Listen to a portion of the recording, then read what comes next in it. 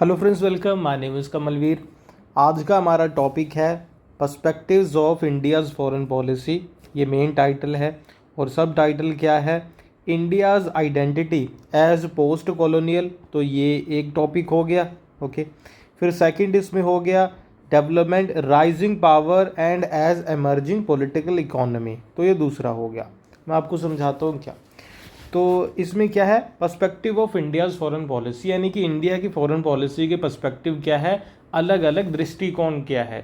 जब इंडिया की foreign policy बनती है तो India as a state, India as a country जो फॉरेन पॉलिसी बनाता है, ओके, तो उसकी कोई आप कह लो परिस्थिति होगी, किसी सिचुएशन में वो होगा कि नहीं, कि उसका नेचर क्या है, इंडिया का नेचर क्या है, उसकी सोच क्या है, अप्रोच क्या है, जिसके अकॉर्डिंग वो फॉरेन पॉलिसी बनाएगा। समझ रहे हो ना।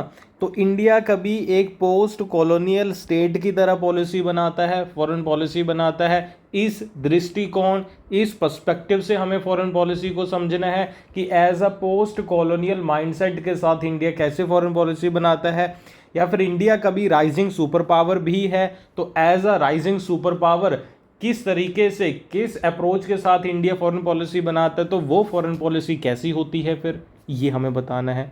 समझ गए ना आप टॉपिक क्या है।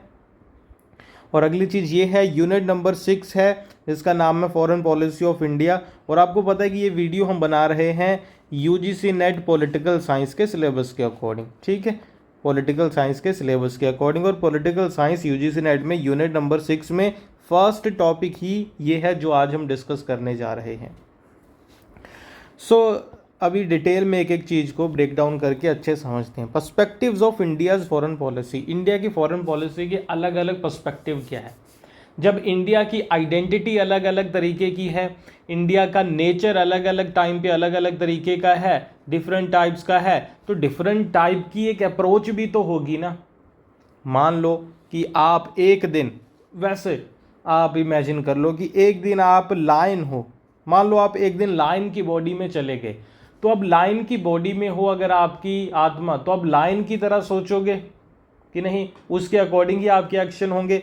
एक दिन मान लो कि आपकी डियर के बॉडी में चलेगी, फिर उसके अकॉर्डिंग आपकी सोच होगी। एक दिन एलिफेंट की बॉडी में आपकी सोल चलेगी, तो उसके अकॉर्डिंग आपकी सोच होगी। तो ऐसे ही इंडिया ने भी तो कई सारे रूप लिए ना आज़ादी के बाद। तो India's identity as post colonial, एक तो ये रूप हो गया। तो आप अभी अभी स्वतंत्र होके, फ्री होके, आपको फ्रीडम आपने अभी अभी अटेन की है, तो वो माइंडसेट के साथ आपने फॉरेन पॉलिसी बनानी है। फिर आप राइजिंग सुप, धीरे धीरे आप पावरफुल हो गए, तो फिर आपको अभी डरने की ज़रूरत नहीं, आप खुल के फ्रंट फुट के ऊपर खेलोगे, आगे बढ़ के खेल सकते हो। फिर आप एमर्जिंग पॉलिटिकल इकोनॉमी भी हो एक टाइम पे, कि आपकी तो इकोनॉमी भाई आप कह लो कि एमर्ज कर रही है, आप तो सबको पीछे छोड़ते जा रहे हो, तो फिर ये सोच के साथ अलग फॉरेन पॉलिसी बनेगी। तो एक फॉरेन पॉलिसी क्या होती है पहले ये समझ लो, बस आपको डेफिनेशन से थोड़ी पता चल जाए। अ कंट्रीज स्ट्रेटजी, एक फॉरेन पॉलिसी एक कंट्री की स्ट्रेटजी होती है। उस स्ट्रेटजी के साथ वो करते क्या है, क्रिकेट का मैच खेलते हैं? नहीं, करते क्या है, डीलिंग विद अदर नेशंस, दूसरे देशों के साथ कैसे डील करना है। दूसरे देशों के साथ डील करने के लिए एक पर्टिकुलर जो आपकी स्ट्रेटजी होती है वो फॉरेन पॉलिसी है। स्ट्रेटजी के अलावा कई सारी चीज़ें इसमें आती हैं, इसमें पॉलिसीज भी आती हैं, इसमें अप्रोच भी आती है, एग्रीमेंट्स भी आते हैं। So it involves making decisions, आप यहाँ पे डिसीजन लेते हो किस चीज़ के ऊपर, ऐसे इश्यूज के ऊपर जैसे कि ट्रेड, डिफेंस, इमिग्रेशन, दूसरे देश से लोग यहाँ आ रहे हैं तो क्या करें, हमारे देश के लोग वहाँ पे जाएंगे पढ़ने लिखने के लिए, तो कैसी पॉलिसी हो। डिफेंस में कि नहीं, दूसरे देशों से अपने आप को डिफेंड कैसे करना है, दूसरे देश के साथ ट्रेड कैसे करना है, इंटरनेशनल एग्रीमेंट कैसे बनाने हैं, कैसे नहीं बनाने हैं। ये सारे टॉपिक्स के ऊपर जब हम डिसीजन लेते हैं उसी को कहते हैं फॉरेन पॉलिसी। आगे बढ़ते हैं। तो अभी ये चीज़ आ गई पर्सपेक्टिव्स या दृष्टिकोण इंडिया की फॉरेन पॉलिसी के ऊपर। पहले इन जनरल समझ लो कि पर्सपेक्टिव क्या होता है, तो फिर हम आगे बढ़ते हैं। Different countries have different perspectives on how to conduct their foreign policy. तो अपनी फॉरेन पॉलिसी को कैसे बनाएं, हर एक देश का पर्सपेक्टिव अलग होता है, यानी कि दृष्टिकोण अलग होता है, क्योंकि वो अलग सिचुएशन में है। कि नहीं। तो आज कह लो आपकी रशिया एक अलग अलग अलग आप कह लो कंडीशन में है कि नहीं, उसका आज वॉर चल रहा है यूक्रेन के साथ, तो वो उस वॉर के कॉन्टेक्स्ट में ही तो फॉरेन पॉलिसी बनाएगा ना। अभी इंडिया का वॉर ना पाकिस्तान के साथ ना चाइना के साथ किसी के साथ नहीं चल रहा, तो हम उसके अकॉर्डिंग पॉलिसी बनाते हैं। ठीक है। रियलिज्म, ये भी पर्सपेक्टिव्स में कई सारी चीज़ें आती हैं, रियलिज्म भी एक पर्सपेक्टिव है। यहाँ पे फोकस किया जाता है on power and national interest. Countries prioritize करती हैं their security and economic benefit often through military strength and strategic alliances. अगर वो अपनी सोच को, अपने पर्सपेक्टिव को रियलिज्म पर बेस्ड माउंट करेगी, रियलिज्म पर बेस्ड बनाएगी, अपना पर्सपेक्टिव उसका रियलिज्म पर बेस्ड है, तो फिर वो देश अपनी सिर्फ इंटरेस्ट के बारे में सोचेगा। ठीक है। फिर अगर लिबरलिज्म पर बेस्ड होगा तो आप कह लो अलग चीज़ें सोचेगा, उसमें हमें जाने की ज़रूरत नहीं है। ठीक है। इसके अलावा कंस्ट्रक्टिविज्म के बेस्ड भी जा सकता है, वो हिस्टोरिकल रिलेशनशिप के अकॉर्डिंग, ये इंडिया के कॉन्टेक्स्ट में आ गया। ठीक है। वो देखेगा कि पास्ट में दूसरे देश के साथ, दूसरे देश ने हमारे साथ क्या किया था, हिंदी चीनी भाई भाई कह के हमारे लोगों को मारा था, पास्ट का एक्सपीरियंस है, तो ये भी एक पर्सपेक्टिव बनाएगा, एक दृष्टिकोण बनाएगा, फिर हम अगली बार हिंदी चीनी भाई भाई नहीं सुनेंगे।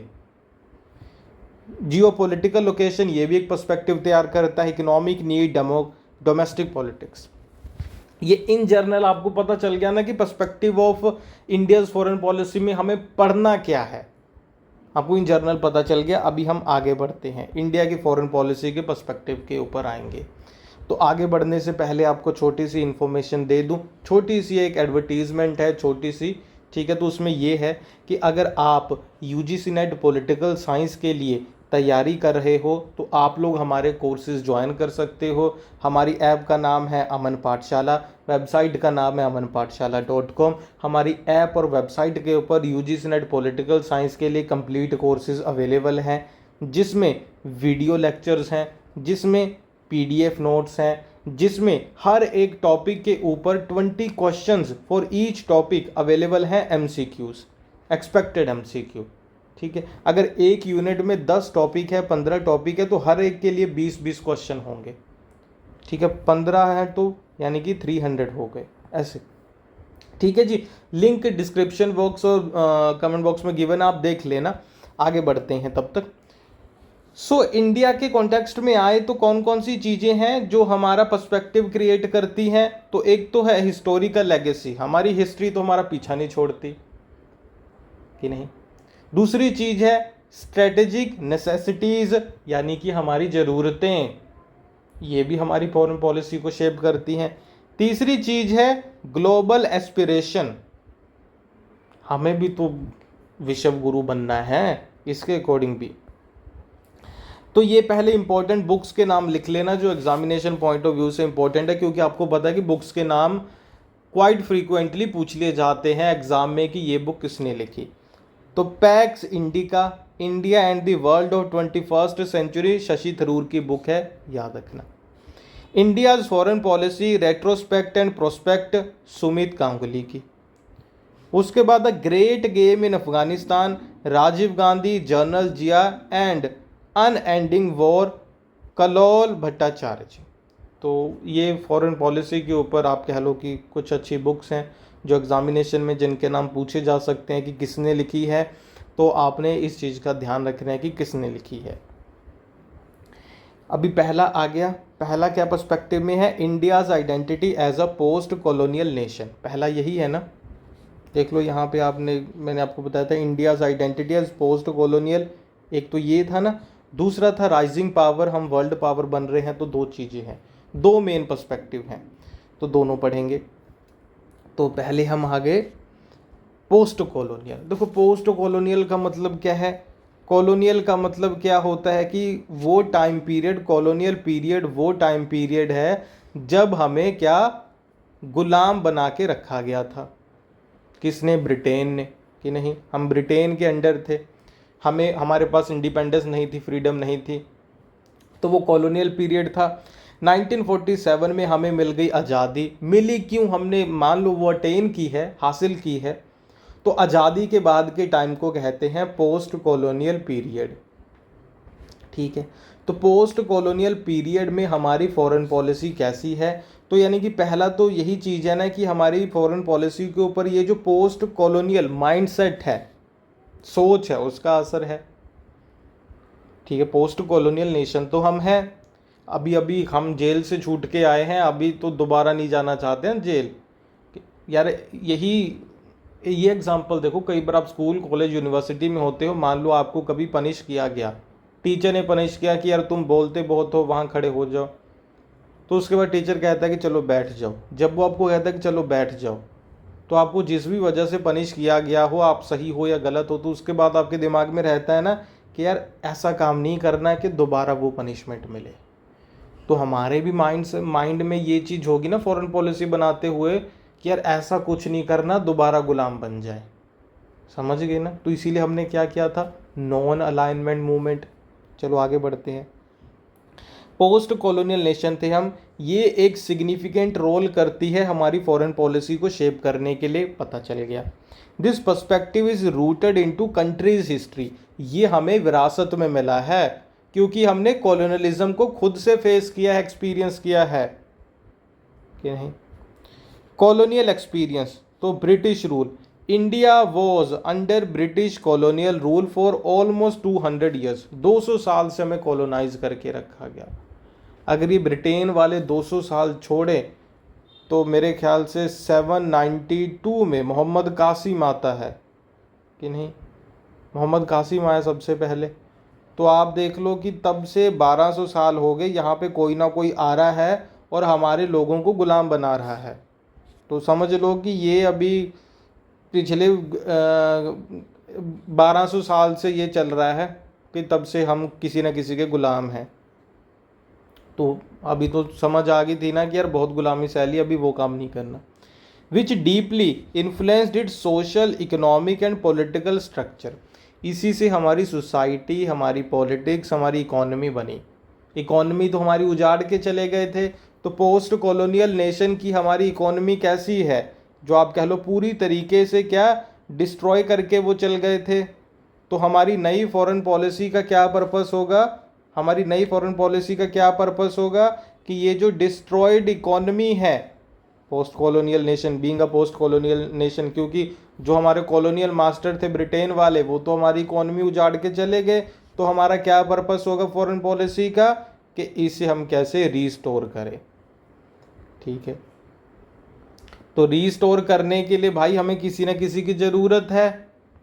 तो फिर हमारे दिमाग में आया कि यार एक तो है यूएसए, एक है यूएसएसआर, लेकिन यूएसए क्या है, एक लिबरल कंट्री है, एक कैपिटलिस्ट कंट्री है, तो कैपिटलिस्ट तो हमें गुलाम बना लेंगे भाई। तो हमने कहा यूएसएसआर से हेल्प मांगते हैं। ठीक है, तो इसीलिए पोस्ट कॉलोनियल में हमारी फॉरेन पॉलिसी में जो इकोनॉमिक बूस्ट आता है वो कहाँ से आता है, यूएसएसआर की हेल्प से। तो इसीलिए हमने यूएसएसआर के साथ अच्छे रिलेशन बनाए। ओके, सो अगली चीज़ है इंडिपेंडेंस इन 1947, ये तो हमें मिल गई इंडिपेंडेंस, ये तो पता चल गया। एक और चीज़ समझो, इकोनॉमी हमारी डिस्ट्रॉय हो गई। अगली चीज़ क्या थी, हमें अभी अभी आज़ादी मिली है तो हमारे अंदर एक डिज़ायर थी, वो क्या थी, सोवरेनिटी और ऑटोनॉमी को सस्टेन करना, बनाए रखना। अभी अभी आज़ादी मिली है ना, मैंने आपको बताया 1200 साल से गुलाम है हम तो कि नहीं। तो हमें पता चला यार अभी दोबारा से आज़ादी मिली है, सोवरेनिटी ऑटोनॉमी, तो इसे बनाए रखना है। इसी वजह से हमने कहा कि जो 2 पावर ब्लॉक हैं, ठीक है, कौन कौन से, एक तरफ तो आपको पता है कि ये यूएसएसआर का वॉर्सो पैक्ट है, ठीक है, हमें उसका मेंबर नहीं बनना, हमें नेटो का मेंबर नहीं बनना, ना हमें यूएसए का किसी भी ग्रुप का मेंबर बनना है, ना यूएसएसआर का। क्योंकि अगर हम इनके ग्रुप का मेंबर बन गए, ग्रुप में क्या होता है, आप कभी ग्रुप में गए हो किसी मेले में घूमने, किसी कार्निवल में घूमने, तो जिस जिस तरफ ग्रुप जाता है आप भी उस तरफ जाते हो। तो फिर फ्रीडम कहाँ रह गई, ऑटोनॉमी कहाँ रह गई, सोवरेनिटी कहाँ रह गई। तो हमने सोचा यार हमें तो उनके पीछे पीछे चलना होगा, और कल को ये तो अपनी लड़ाई में हमें बेच देंगे। तो हमने कहा हम नॉन अलाइनमेंट को फॉलो करेंगे। तो समझ रहे हो ना आप हमारी फॉरेन पॉलिसी के ये principle as a post colonial nation कैसे बन रहे हैं। Being a post colonial nation, ये पर्सपेक्टिव के अकॉर्डिंग हम क्या क्या अडॉप्ट कर रहे हैं। ओके, आगे बढ़ते हैं। अगली चीज़ क्या है, नॉन अलाइनमेंट मूवमेंट। अच्छा ठीक है, तो एक वीडियो के अकॉर्डिंग तो मेरे ख्याल से अभी हमने काफ़ी पढ़ लिया। अभी इस टॉपिक के ऊपर पार्ट नंबर 2 करेंगे, जिसमें फिर अगले टॉपिक्स को डिस्कस करेंगे, जो इसके आगे है, क्या क्या थ्योरीज है, वो सारी चीज़ें, है ना। तो पार्ट नंबर 2 इस टॉपिक के ऊपर होगा, जिसमें आगे के टॉपिक को समझेंगे। तो आपको पता चल ही गया है अभी तक कि आप हमारा यूजीसी नेट के लिए कोर्स ज्वाइन कर सकते हो। हमारी ऐप का नाम है अमन पाठशाला, वेबसाइट का नाम है amanpathshala.com। लिंक वीडियो के डिस्क्रिप्शन और कमेंट बॉक्स में गिवन है। इस वीडियो का पार्ट नंबर 2 उसका भी लिंक मैं दे दूंगा। और कोई भी डाउट हुआ किसी भी चीज़ में तो फिर आप लोग मुझे लिख के कमेंट करके पूछ सकते हो, टेलीग्राम व्हाट्सएप कहीं भी पूछ सकते हो। अपना ध्यान रखिए, अगली वीडियो में अगला टॉपिक करेंगे। Thank you for watching, bye bye.